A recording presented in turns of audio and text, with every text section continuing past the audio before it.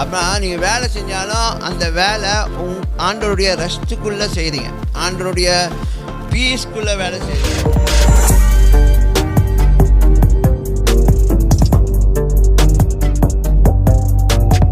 எப்போதுமே மனசில் நினச்சிக்கோங்க, ஆண்டவர் நம்மளை ரெஸ்ட்ஃபுல்லான வாழ்க்கைக்கு அழைச்சிருக்கிறாரு. வருத்தப்பட்டு பாரம் சுமக்கிறவர்களே எல்லாரும் என்னிடம் வாங்க, நான் உங்களுக்கு இளைப்பாறுதல் தருவேன். அதுதான் ரெஸ்ட்டு.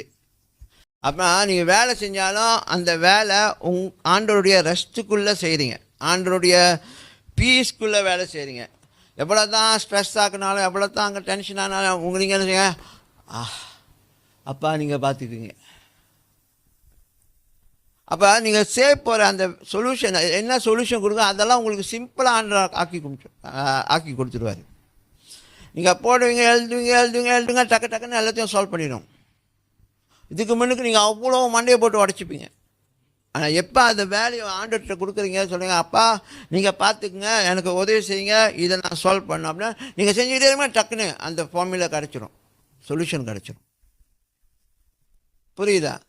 ஸோ அப்படி தான் நம்மளை அவர் பயிற்சி செய்கிறாரு. ஏன்னா இயேசு கிறிஸ்து அப்படி தான் வாழ்ந்தார்.